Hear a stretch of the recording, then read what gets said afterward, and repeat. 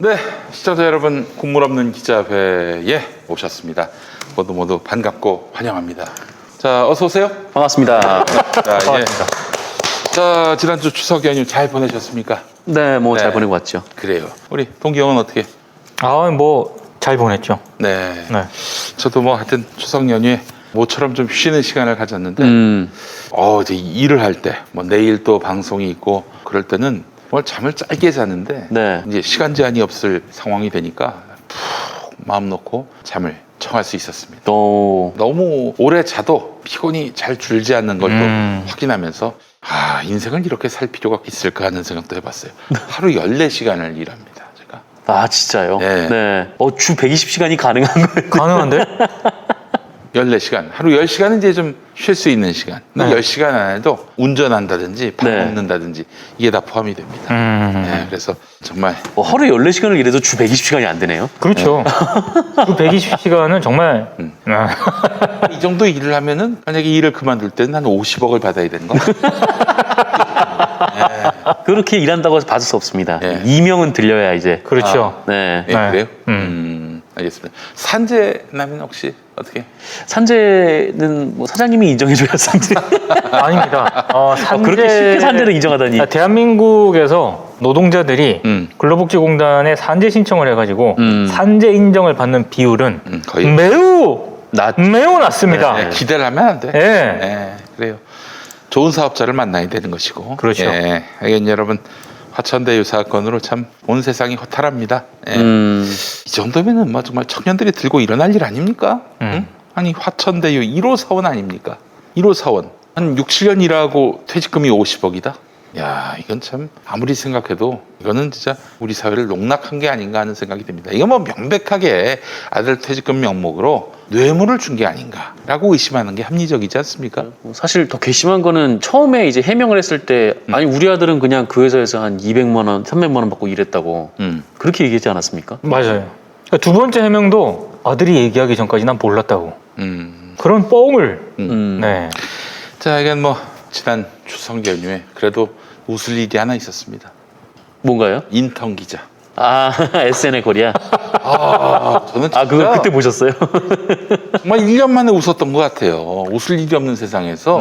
아니, 저는 그 SNL 그거 있지 않습니까? 네. 이게 쿠팡 플레이 그 앱을 다운 받아야 되거든요. 네. 거기 가입을 하고 제 와이프가 그걸 봐야 된다면서 회원 가입을 하고 진짜 SNL. 예, 그걸 볼 거라고. 근데 연휴 기간 동안 지상파를 거의 안 봤거든요. 나중에 이 얘기도 하겠지만 정말 연휴 기간 때 지상파는 볼 게 없더만요, 진짜. 저는 정말 주현영이라는 배우를 네. 알게 돼서 영광입니다, 정말. 너무너무 좋은 시간이었습니다. 예. 그럼에도 불구하고 또 여지없이 프로 불편러들이 등장을 합니다. 무슨 20대 여성 직원에 대한 폄하라느니 아니 그럼 이제 그런 식으로만 봐야 됩니까? 20대 남자 배우나 이런 좀 등장시켜 그럼. 아니 근데 어차피 뭐 이렇게 극이고 하니까 좀 과장된 측면은 있지만 네. 근데 좀 그런 경험들이 사회 초년생 때 대체로 좀 있지 않나요? 다 있어요. 다 있어요. 네. 예. 네, 그래요. 아니 실제로 벌어진 현상을 재미있게 풍자해악 이렇다기보다는 있는 실상을 그대로 미러링하는 거 아니에요. 거기서 오는 또 즐거움, 뭐 그리고 또 익살 이런 것들이 있다고요. 성대모사를 듣는데 너무 똑같으면 우리가 막 박수를 치고 좋아하잖아요. 네. 난 그렇다고 보는데 그걸 굳이 그렇게 뭐 무슨 20대에 대한 뭐 폄하니 뭐 비하니 정말 참 한 번 웃었고 두 번 화가 났습니다. 그럼 웃은 게 아니네. 그럼 안 보는 걸로. 남는 장사 아니었습니다. 사실은 저는 다른 무엇보다도 코미디에 대해서는 정말 우리가 약자를 보호하는 마음으로 코미디를 바라봐야 한다고 생각을 합니다. 이 사실은 제가 대학원 다닐 때 웃음의 역사를 한번 쭉 살펴본 적이 있었는데 움베르토 에코의 소설이 있었습니다. 장미의 이름. 여기 보면 그런 내용이 나와요. 네. 어떤 그 수도원이었는데 네. 도서관에 어떤 책이 있습니다. 근데 그 책만 보면 사람이 죽어요.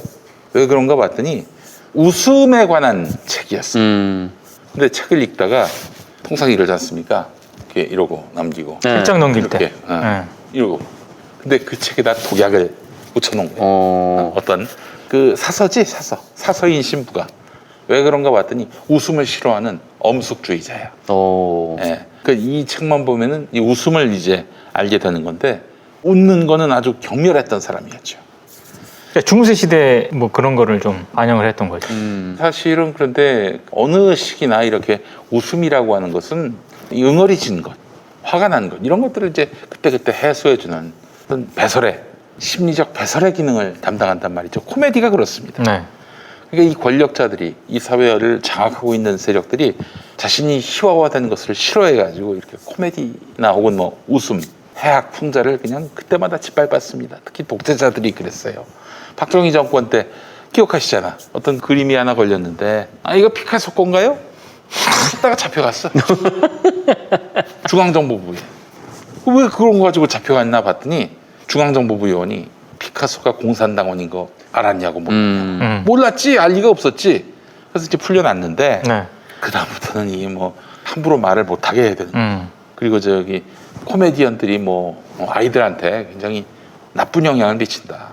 세상을 저속하게 만든다 해가지고 그렇게 해서 코미디언들 방송에서 출연 금지시키고 코미디 프로그램을 없애버리고 그랬다고요. 그래서 밥 먹고 살아야 될 거 아니야 그 사람들도. 그래서 그 사람들이 인형 뒤집어 쓰고 우화를 냈어요. 우화. 그러니까 말하자면 동물들. 네. 그래서 잘 나가다가 갑자기 또 연출자가 중앙정보부로부터 연락받았어요.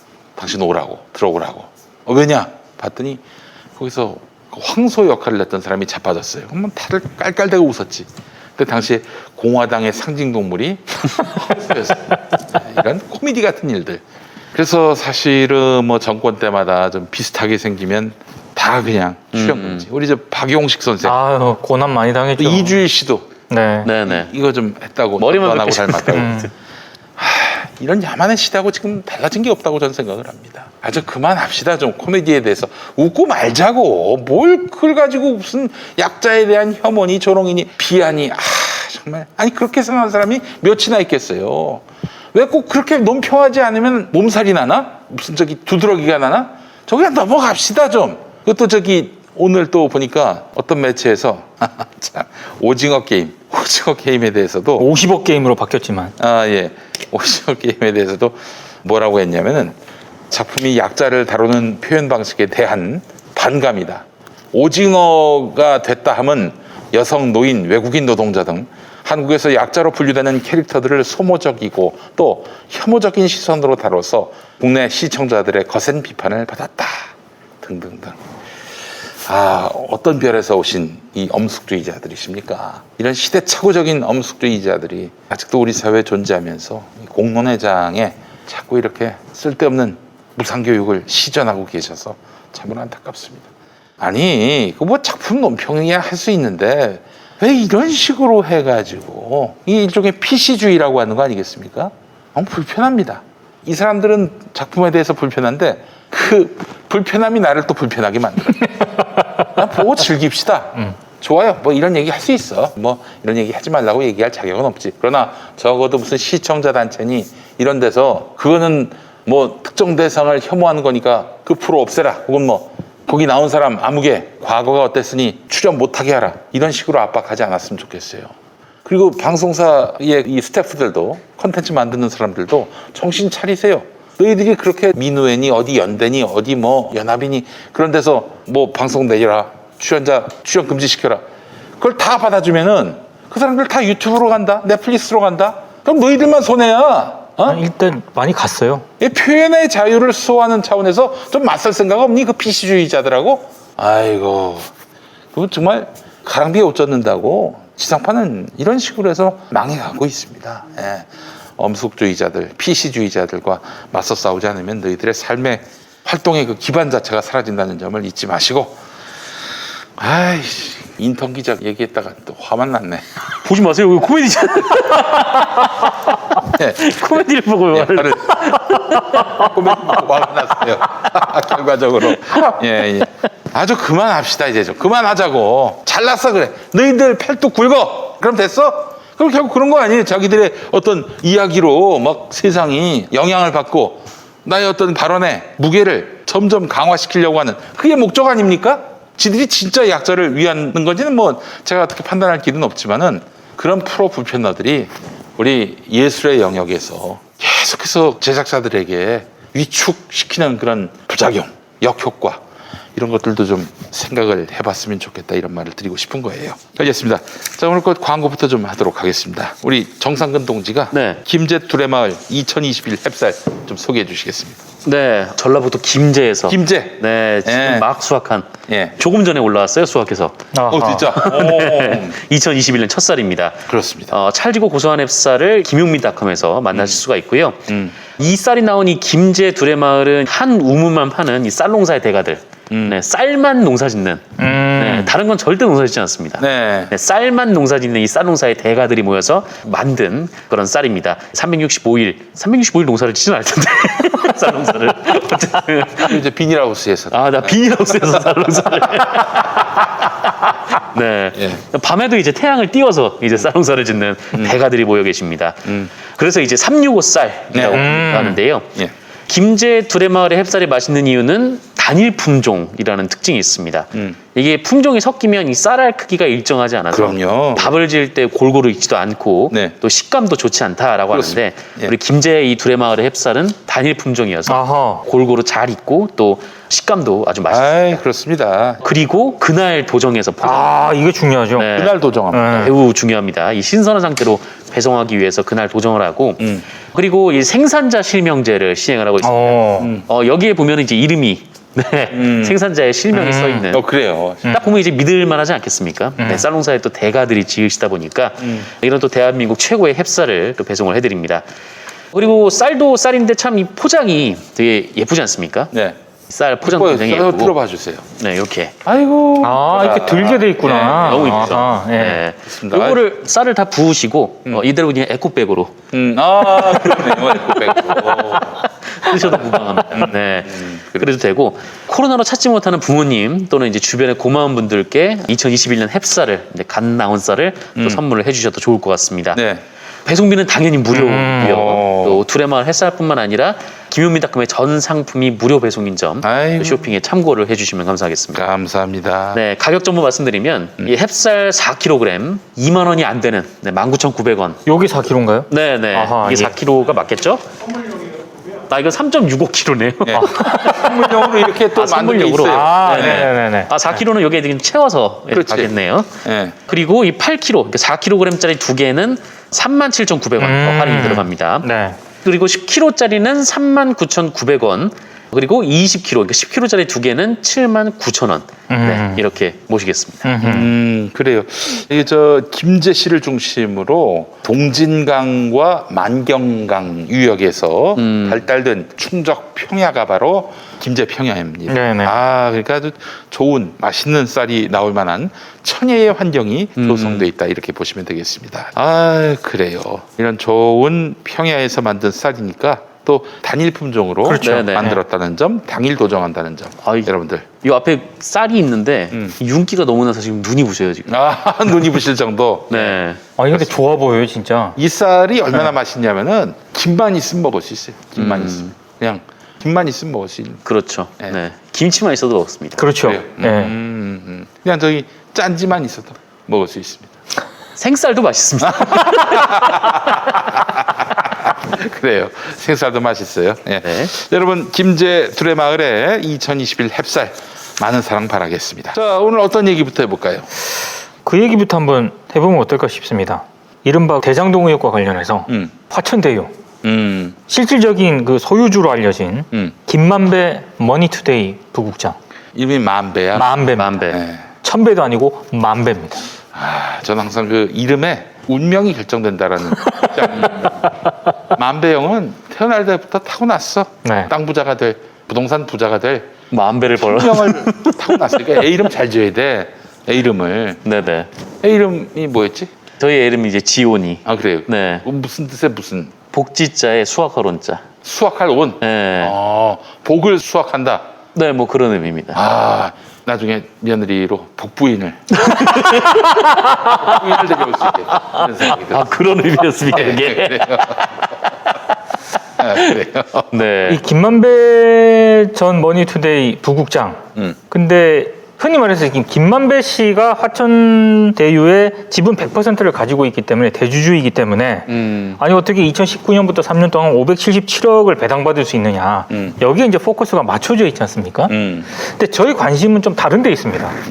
김만배 씨도 머니투데이 소속이었고 그리고 법조기자 출신. 법조기자 네, 그리고 네. 법조기자를 굉장히 오래 했기 때문에 50억 퇴직금 50억 그 아들의 아버지인 곽상도 의원과도 친분이 있죠. 그 전부터 굉장히 오래 전부터 이제 친분이 있었던 것으로 알려지지 않았습니까? 그런데 김만배 전 머니투데이 부국장이 2019년 2월에 머니투데이 사회 아마 선임 기자로 이렇게 올라가거든요. 그때 법조팀장으로 들어온 사람이 있습니다. 배성준 전 머니투데이 법조팀장입니다.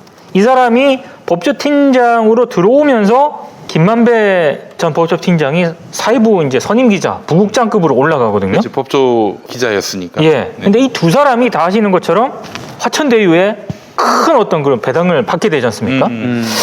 둘 다 현직 기자 신분이었는데 이게 과연 머니투데이라는 언론사가 이 사실을 모를 수가 있었을까? 저는 일단 여기에 큰 의문을 가지고 있고요. 왜 다른 언론들이 뭐 미디어오늘 정도를 제외하고는 이런 부분에 대해서 의구심을 갖지 않을까? 굉장히 좀 심각한 사안인 것 같아요. 특히 김만배 전 부국장 같은 경우에는 이 의혹이 불거졌을 때 미디어오늘 기자가 입장 같은 걸 묻거든요. 네. 아니 이거 어떻게 현직 기자 신분으로 이런 걸 할 수가 있느냐라고 얘기를 했을 때 김만배 전 부국장 같은 경우에는 회사 허락을 받았다. 이렇게 처음에 얘기를 합니다. 그리고 주간 경향이 이 관련 기사를 실었는데도 그때 당시 인터뷰에서도 회사 허락을 받았다. 이렇게 얘기를 하거든요. 아, 회사가 허락을 할 만도 합니다. 네. 머니투데이니까. 아, 또 이름에 따라가는 겁니까 또? 이름에 운명이 있다고 제가 말씀드렸어요. 네네. 그런데 네. 이거는 김만배 전 부국장의 입장이었고 머니투데이 쪽에서는 자신들은 이런 투자 사실을 모른다. 이렇게 얘기를 하고 있거든요. 그러니까 저는 머니투데이와 김만배 씨가 입장이 상충된다. 이게 중요한 게 아니라 실제로 지금 머니투데이 전 부국장, 법조팀장 출신의 전 부국장하고 그 뒤에 후임으로 왔던 이 배모 기자, 전 법조팀장 네. 이번 사안이 불거지면서 퇴사를 했지만 이 두 사람이나 이렇게 연결되는 과정이 있었는데도 머니투데이 쪽에서 이 사실을 전혀 몰랐다? 이게 상식적으로 말이 된다고 보세요? 이거는 뭐 엄히 금지하지 않았다라고 봐야 되고 사실상 방치방관했다. 뭐 이렇게 봐야 되지 않겠어요? 아니 방치방관한 거죠. 이거는 사실상. 근데 그 뒤로 머니투데이 쪽에 어떤 후속 조치라든가 이런 게 전혀 없고 그러면 머니투데이가 이걸 만약에 뭐 무시하거나 방관하거나 이랬다면 머니투데이와 김만배 씨 간의 어떤 그런 관계, 배모 전 팀장과의 관계, 그러니까 그냥 몰랐다, 방조했다 이런 차원에서 끝나는 문제가 아니잖아요. 만약에 알고 있었다면은 이걸 왜 방관하거나 그랬을까? 그러니까 꼬리에 꼬리를 물고 의문이 이어지는데 이거를 주목을 하지 않습니다. 더더군다나 제가 그래서 좀 검색을 해봤거든요. 이 김만배 전 기자의 이름으로 인사가 난 게 2019년 2월인데 네. 이때 사회부 법조팀장에서 사회부 선임 기자로 부국장 대우로 올라갑니다. 근데 김만배 기자라는 이름으로 기사를 쓴 게 2017년 5월에 끝나요.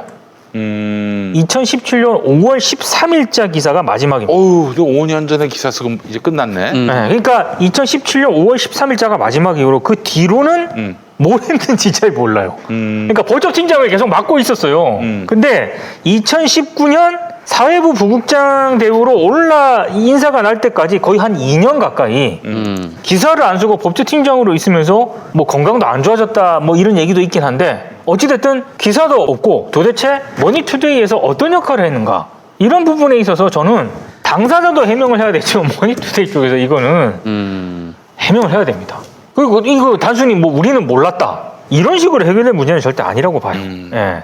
그래요. 어이구 참 언론이 지금 어마어마한 사업의 주체로 자기 이거는 일하고 있다면은 이게 사실은 그렇잖아요. 이제 영세한 언론사에 출입하는 어떤 언론인이 뭐 유력한 방송에 나가서 자기 월급보다도 더 많은 소득을 거두면은 사실 좀 배알이 꼴리지. 못하게 하려고 하는 그런 부분은 있는데 아니 근데 사실은 그거는 이제 언론 활동의 일환 아닙니까? 그거는 그럴 수 있어요. 근데 이건 겸직 금지로 돼 있어요. 김만배는 지금 언론인이면서 자기가 지금 플레이어로 뛰고 있어요. 언론과는 또 전혀 관계없는 일. 전혀 관계없는 정도가 아니라 사실은 자본시장이나 이런 자산시장에 대한 감독, 견제, 균형 이런 것들을 추구해야 할 언론인 아닙니까?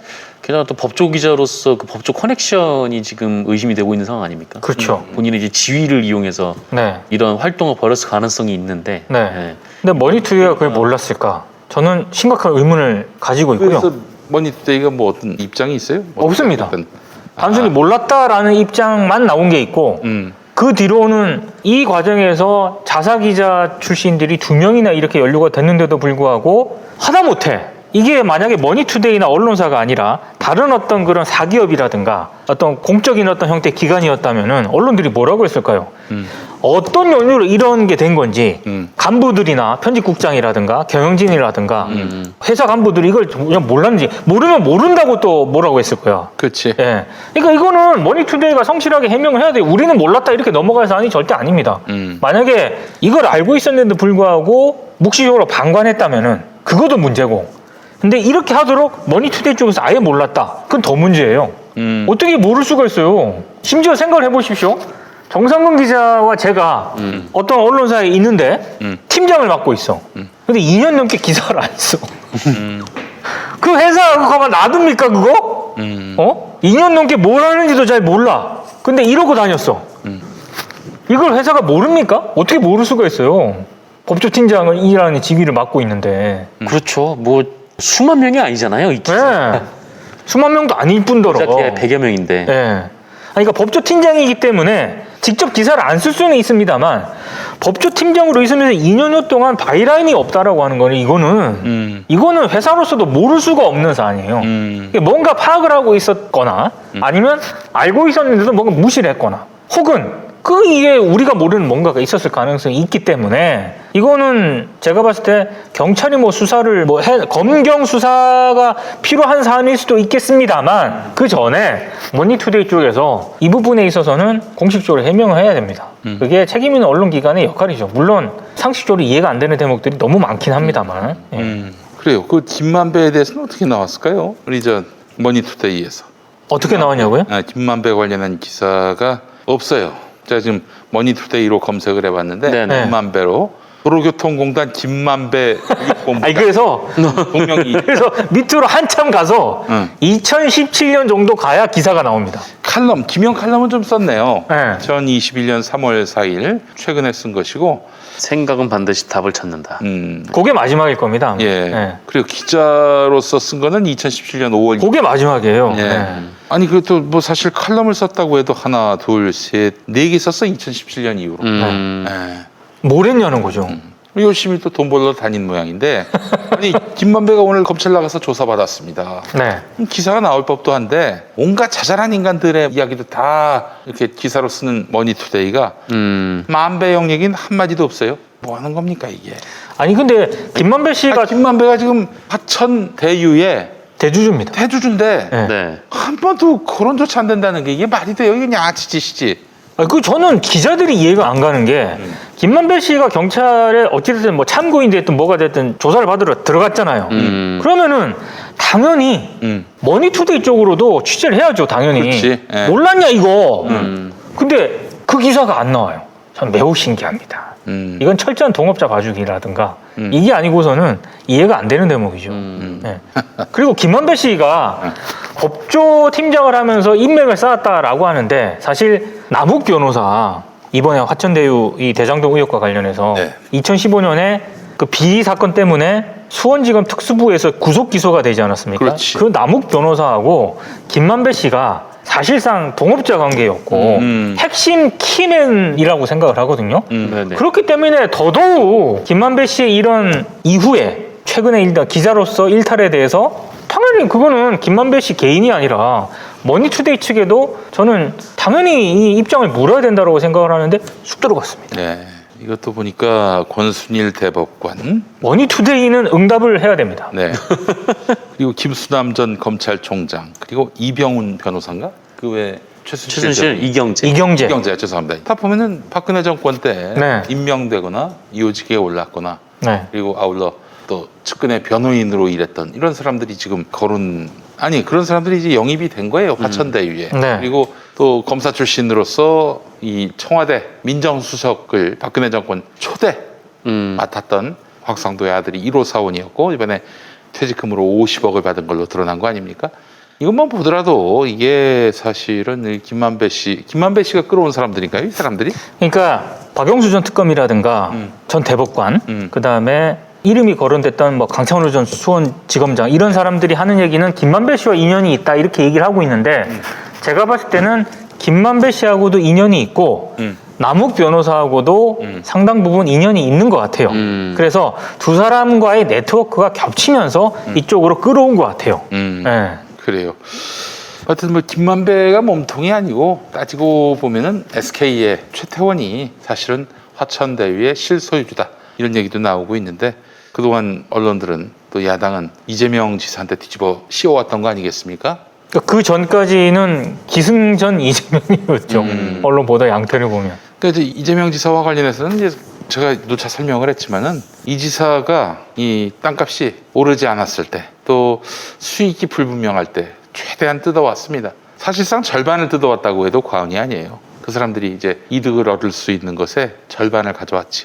경기도지사 출마를 위해서 2018년 3월 14일에 성남시장을 그만둡니다. 그 이후에 땅값이 어마어마하게 뛰었고 이렇게 해서 대박이 났지. 그러니까 본인이 성남시장으로서 그것과 관련해서 더 뜯어낼 수 있을 시기가 오기 전에 그만뒀기 때문에 왜 이재명은 고작 그거밖에 받지 못했느냐? 저 폭리를 취하게 내버려뒀느냐? 이런 말 자체가 이건 성립이 안 되는 얘기예요. 너 왜 그때까지 성남시장 안 했어? 계속하지. 이 얘기하고 뭐가 다릅니까? 아마 실제로 있었다면은 받아냈을 거예요. 근데 지금 뭐 정의당을 비롯해서 하여튼 뭐 이재명에게 조금이라도 더 똥칠을 하고 싶은 그런 세력들은 지금 지나치게 경위가 맞지 않는 맥락이 맞지 않는 주장들을 펼치고 있습니다. 좀 안타깝습니다. 안타까워요. 근데 언론들이 좀 이 그림 자체를 종합적으로 좀 그려주는 어떤 그런 역할을 해주면 좋겠어요. 그러니까 대장동 의혹이라든가 화천대유 같은 경우를 딱 판을 놓고 보면은 이게 어떤 대선 후보 이재명 지사한테 유리하냐 불리하냐 이 판문이 계속되면은 국민의힘한테 유리하냐 불리하냐 윤석열한테 유리하냐 불리하냐 이렇게만 지금 접근을 하는 경우가 많았잖아요. 근데 그림을 그리면은 일단 남욱 변호사로 상징되는 이른바 이런 부동산의 어떤 토건 세력 분명히 있습니다. 그리고 관련된 국민의힘 쪽 세력도 있고 또 법조 정관예우 팀들도 있고 그리고 여기 머니투데이로 연결되는 김만배 기자로 연결되는 언론도 들어가 있고요. 이게 다 들어가 SK까지 지금 연루가 돼 있지 않습니까?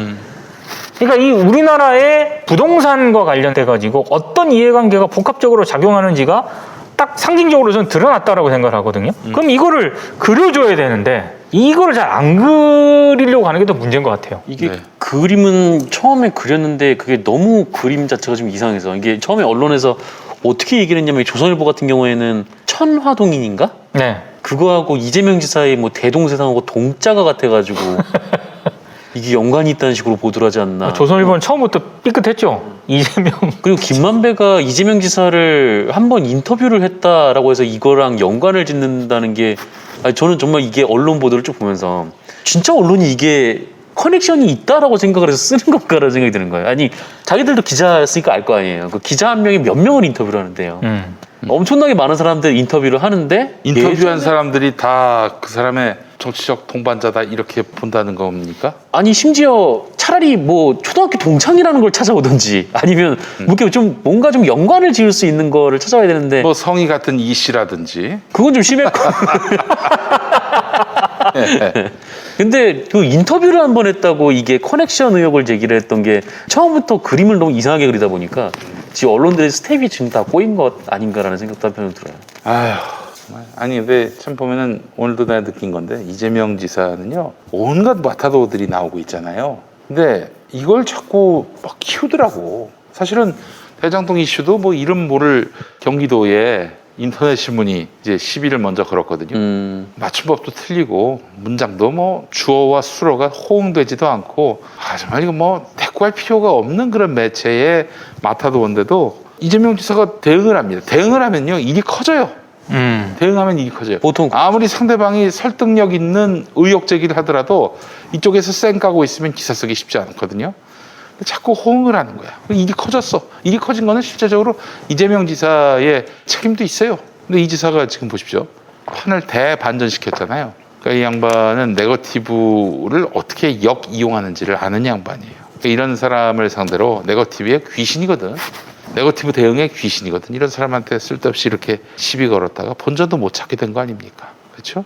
아니 실제로 네거티브를 하더라도 뭐 좀 이렇다 할 있을 법한 혹은 뭐 의심할 만한 뭔가가 있어야 되는데 아니 이재명한테 뭐 10,000원 한 장 들어갔다는 아무런 근거도 없이 그냥 뭐 권순일이 재판 때 손 들어줬다. 아니 재판 때 손 들어주면 다 내 편입니까? 그런 건 아니잖아요. 그러니까 좀 만약에 이제 제가 만약에 이 사안을 보도를 했다면은 이런 그림을 그리는 쪽에 비중을 뒀을 것 같고 그나마 이재명 지금 이제 후보한테 만약에 어떤 이런 비판이나 지적할 게 있다면은 이런 식으로 이제 배당을 하고 수익을 먹는 구조 있지 않습니까? 이런 구조에 대해서 이거 아마 근본적으로 좀 고민을 해야 된다. 그렇지 않으면은 엉뚱한 사람이 지금 이런 식으로 어찌됐든 베팅을 해서 이게 잭팟이 터진 거잖아요. 네? 그러니까 이게 잭팟이 최소한 터지지 않는 구조를 뭐 주문한다든가 그런 걸 지적할 이거는 오케이. 근데 지금까지 오늘 보도는 그러지 않았거든요. 네. JTBC는 요즘 계속 되지도 않을 화천대유 갖고 시비를 걸던데 저는 이렇게 봅니다. 중앙일보하고 JTBC는 정말 천양지차의 논조를 보이지 않았습니까? 좀 비슷해요. 이번에는 한 목소리를 내고 있어요. 네. 그거는 뭐 당연하지. 둘을 실질적으로 지배하고 있는 어떤 인사가 야 조져 방송도 신문도 다 조져 이렇지 않고서야 과연 이런 보도가 나올 수 있겠는가 하는 생각이 그나마 굳이 조중동 중에서 약간의 다른 목소리, 다른 스탠스를 취하고 있는 거를 굳이 꼽으라면 동아일보예요. 동아일보가 이번에 그 대장동이라든가 화천대유 이런 부분에 있어서는 조선중앙하고는 확실하게 다르게 갔죠. 네. 아니니까 상식적으로 참전해봐야 본전도 못 찾는다고 생각하니까 저는 그걸 그렇게 해석을 했거든요. 조중동이 다 문제가 있죠. 근데 이런 사안들, 그러니까 동아일보가 역대 강했던 그 라인이 두 개가 있습니다. 사회부 라인, 사건 사고, 네. 그리고 법조 라인. 여전히 이쪽 둘은 동아일보가 그래도 그나마 좀 살아있다 이런 생각을 하게 되더라고요. 좀 재밌는 게 JTBC를 비롯해서 지금 그 성남 도시관리공사인가 맞죠? 성남 도시개발공사 유동규 씨 네. 실종됐다고 보도했는데 다음날 미디어에 인터뷰를 하시네. 네, 그래요. 미친놈들입니다. 정말 이 나라 언론들 정말 우리 종사자들은 좀 위기감을 안 느낍니까? 위기감 안 느껴요? 이대로 갔다간 다 망할 수 있겠다라는 생각이 안 듭니까? 지금 뭐 꼬박꼬박 월급 나오니까 그 위기감을 잘 느끼지 못하겠지. 이게 안에서는 잘 못 느낄 거예요. 그러니까 자기들이 어쨌든 JTBC가 계속 이렇게 보도가 쏟아져 나온다는 거는 안에서 뭔가 지금 팀이 구성이 돼서 그쵸. 그거를 지금 집중적으로 하고 있다라는 건데 이게 지금 뭔가 새로운 사실이 하나 걸리면은 그냥 그대로 지금 JTBC는 보도를 하고 있는 것 같아요. 근데 여기서 이제 뭐 맞는 것도 있고 또 이번에 뭐 유동규 씨 문제처럼 또 황당한 것도 있고. 근데 좀 뭐랄까 하여튼 좀 언론들이 좀 이런 사안 이게 초대형 게이트라고 부를 수 있을 법한 혹은 그렇게 의심이 되는 사안이 있으면 좀 이렇게 차분하게 접근을 했으면 좋겠다는 생각을 한편으로 좀 들어요. 이런 가운데 오늘 여론조사 결과를 보면은 이재명 지사가 한 67%인가요? 예. 그 다음에 윤석열이 17%. MBC 여론조사 얘기하는 거죠. 예. 네. 어제 그 전북 민주당 경선 결과가 이낙연 후보가 크게 패한 걸로 나왔잖아요. 그랬더니 우리가 얘기하는 똥파리 유튜버에서 그런 얘기를 합니다. 전북의 결과는 대장동이 반영되지 않았다. 또 무슨 전남 다음에 했는데 무슨 말이에요? 전남도 그러면은 당연히 반영이 안 된 거 아니에요? 말도 안 되는 소리 하고 있습니다. 지금 8월 31일부터 지금 시비가 붙었는데 추석 내내 대장동 얘기였는데. 그렇지. 그게 왜 반영이 안 돼? 반영이 돼서 진 겁니다. 오늘 여론조사 결과 보세요. MBC 여론조사. 이낙연 후보는 12%? 11%? 네. 폭삭 가라앉았습니다. 네, 대장동 반영된 겁니다. 이낙연에게 부정적으로. 이걸 좀 알아야 합니다. 이게 국민들이 바보가 아니에요. 의혹 제기한다고 그게 다 사실로 보지 않아요. CCTV를 끝까지 보고요. 여기에 또 어떻게 그 의혹의 대상이 된 사람이 대응하는지를 보면 압니다. 진짜 뭐가 책 잡힐 일이 있고 정말 꽁지에 불이 붙었다고 생각되는 사람들은 가만히 있지. 조용히 있지. 근데 지금 보세요. 대차게 나가잖아요. 토부동산 투기 세력들 완전히 아작을 내겠다라고 했잖아요. 이게 뭔가 꼬리가 밟히고 약점 잡힌 사람이 할 행동입니까? 나름대로 이재명 전문가 아니겠습니까? 책도 내고 인터뷰도 하고 모든 책을 다 읽었다고 보시면 돼요. 이재명 관련한 책. 그리고 이재명 지사의 역사에 대해서도 뭐 끊임없이 페이스북에 올라오는 것들 모니터하고. 팬입니까? 팬 그 이상이죠. 네. 저는 뭐 지지자라는 걸 한 번도 감추지 않았습니다. 근데 잘못 지금 뚫고 있는 거예요. 그냥 빨리 빠져나오는 게 좋겠어요. 손절하는 게 좋겠어요. 저는 사실 지상파를 이제 지지난주에 졸업했습니다. 지지난주 금요일에 YTN 라디오 졸업했어요. 뭐 졸업한다고 뭐 알아준 사람 아무도 없습니다. 분명히 얘기하지만은 이렇게 책임 있는 스피커들은 자기 정치적 입장을 분명히 밝힐 필요가 있겠다 이런 생각이 들어요. 아니 내가 이재명 지사 지지한다고 또 이재명 지사의 모든 것을 맹신하고 맹종하는 사람은 아니잖아요. 잘못한 것이 있으면 비판도 할 수 있고 그러나 뭐 비판적 지지라는 말이 있었듯이 그 지지할 만한 사람이 있으면 지지하는 게 나는 이제 새로운 시대의 그 언론인의 자세라고 생각을 합니다. 아니 그렇잖아요. 마지막까지 이 사람에 대해서 장점 반 단점 반 혹은 뭐 A 후보 반 B 후보 반 뭐예요 이게. 비겁함이지. 도망가는 거지. 도피하는 거지. 저는 그렇지 않다고 봅니다. 옳다면은 옳다고 얘기하고 틀린 것에 대해서는 또 분명히 그거에 대해서 입장 표명을 하고 사죄할 것은 사죄하고 불찰이 있었으면 또 그와 관련한 또 유감의 뜻을 표하는 이런 자세를 가져야지. 이건 뭐 그냥 아닌 척하는 거. 그래서 참 늘 하는 얘기지만 시사평론가는 방송에서는 너무 좀 놀랍게도 역설적으로 시사평론가는 방송에서 평론을 하면 안 된다. 그렇잖아요. 평론을 하면 안 된다. 그냥 해설을 하는 정도여야지 평론을 하면은 또 딱 누군가가 또 딱지를 갖다 붙입니다. 이제는 지상파에 종말이 지금 다가오고 있는 게 아닌가라는 생각이 든다고 얘기해봐야 뭐. 용디의 새로운 도전 썬데이 용인 8090 세대를 위한 라떼 월드를 열다. 썬데이 용인 사건과 실화, 화제의 인물, 음악과 영화 모든 장르를 총망라한 썬데이 용인 9월 5일 팟빵에서 공개됩니다. 썬데이 용인. 아이고 이거 구독해달라는 말을 깜빡했네. 썬데이 영민 구독. 썬데이 용민 구독 부탁드립니다. 근데 지상파 그 얘기를 간단하게 하고 제 얘기를 좀 마무리할까 하는데 사실 이번에 추석 명절 때 김용민 PD하고 정상근 선수는 지상파를 봤습니까? 언제? 추석 연휴 기간 때. 아 예전에 그 짬이 없었을 때, 그러니까 뭐 별볼 일 없었을 때는 나오라면 다 나갔죠. 예. TV로 집에서 이번에 쉬면서 TV를 보는데 지상파 프로그램을 본 게 있냐고. 아 이번에? 네, 이번에. 이제 출연했냐고가 아니라 이번에 아픈 데를 찌르나 했는데 잘못 알아들었습니다. 졸업하자마자. 지상파 뉴스만 잠깐 본 것 같아요. 뉴스만. 그 정도예요. 저도. 다른 거는 진짜 예능이고 영화고 코미디고 뭐 특집이고 아무것도 안 본 거야. 제가 확실하게 본 거는 여자 배구 선수들이 라디오 스타에 나온 거. 그건 확실하게 봤습니다. 근데 나머지는 대부분 유튜브 그리고 넷플릭스 여기에 살았죠. 무슨 얘기냐? 추석 명절 연휴 기간 때 사실 지상파들이 영화도 편성하고 특집 파일럿 편성하고 한마디로 대목이잖아요. 그런 시대 갔습니다.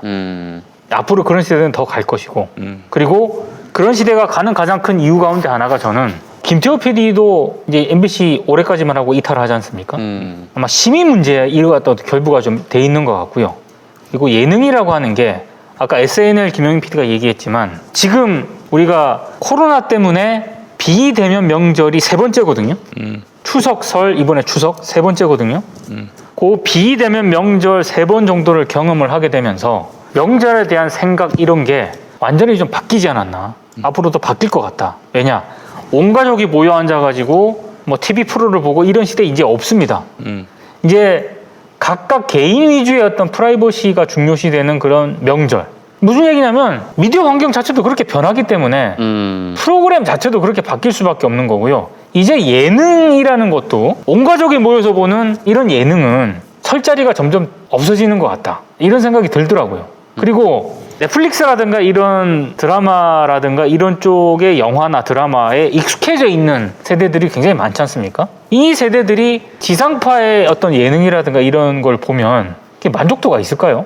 저는 뚝 떨어진다고 봅니다.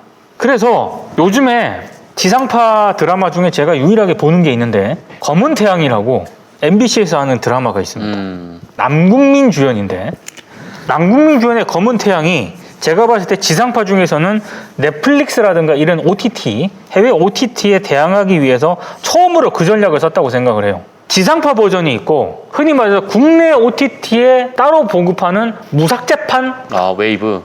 네. 무삭제판 버전이 있어요. 그런 식으로 가거든요. 그리고 지상파 MBC의 고육지책이라고 생각을 해요. 저는 이미 넷플릭스와 유튜브에 이미 정제되지 않은 정말 그런 어떤 콘텐츠에 익숙해져 있는데 이 층들이 지상파로 오면은 글쎄요.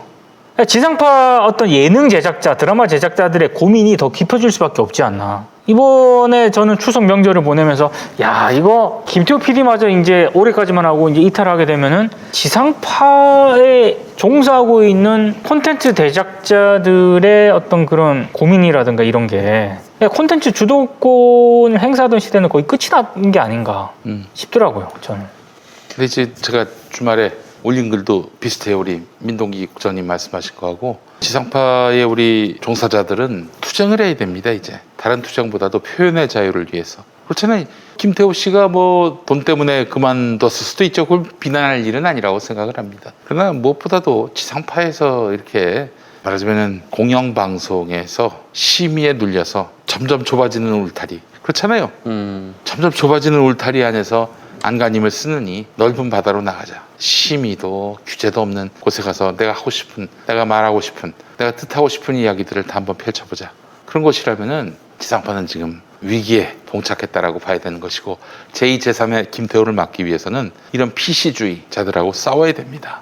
이게 지금 70년대로 시계를 돌리고 있는 이자들하고는 싸워야 돼요. 뭐라고 하건 간에 하고자 하는 거를 해야 하는 거 아닙니까? 뭐 제 얘기는 아니고요. 작년에 그 싱글벙글쇼 우리 정영진 씨를 이제 사실은 MBC에서 데려가려고 했지. 지금 했다면 굉장히 재밌게 했었을 거예요. 최고의 방송인입니다. 우리 정영진 씨는. 근데 이제 또 뭐 페미니스트들 반대로 해가지고 결국엔 좌절됐잖아. 매부쇼가 너무 잘 나가지 않습니까? 너무 잘 나가고 있고 지금 정영진이 하고 있는 방송 3프로 TV라든지 그것도 뭐죠? 그 인문학적인 방송이 있는데 제가 시청자거든요. 너무 잘해요, 진짜. 이 사람은 이제 방송 천재라는 생각. 방송 천재는 우리 최욱도 방송 천재지만은 정영진이 특히 그렇거든요. 아쉬울 게 없어요, 사실은. 그러니까 저는 이제 지상파에서 이제 사실 방송을 시작했고 또 지상파에 대한 어떤 각별한 애착이 있어서 지상파에서 이거 됐을 때 굉장히 그 충격이 크고 트라우마가 뭐 아직까지도 계속되고 있다고 봐야 할 텐데 정영진은 그래, 오케이, 안 하면 말지 뭐 이러고 말았어요. 잘하고 있잖아. 정영진이 돈 얼마나 버는지 내가 그 액수를 얘기하면 깜짝 놀라실걸? 괜한 얘기를. 제가 많다고 얘기한 거 아닙니다. 적다고 너무 적어서. 너무 적어서 놀랄 수도 있어. 예. 그러니까 플랫폼 중심의 제작 시스템은 이제는 좀 수명에 다다른 게 아닌가. 이제는 콘텐츠 중심의 어떤 그 콘텐츠 제작 능력 이거에 따라서 다양한 어떤 플랫폼별로 차별화되는 그런 식으로 가야 되는데 지금 이게 지상파라든가 이런 쪽은 너무 플랫폼의 등치가 크고요. 제작비라든가 이런 것도 너무 많이 들고요. 그래서 이게 유기적으로 좀 이른바 기동전을 펼치기에는 너무 지금 조직이라든가 이런 게 공룡처럼 커져 있어가지고 조직을 변화시키는데도 굉장히 더디고 아마 그런 부분에 있어서 김태호 PD가 답답했을 겁니다. 저는 그런 생각이 좀 들더라고요.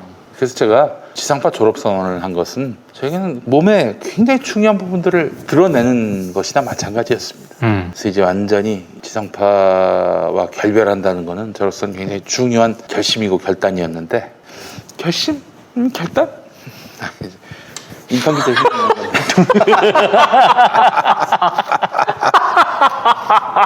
예. 하여튼 제가 유튜브에서 팟캐스트에서 일가를 이루도록 애쓰도록 하겠습니다.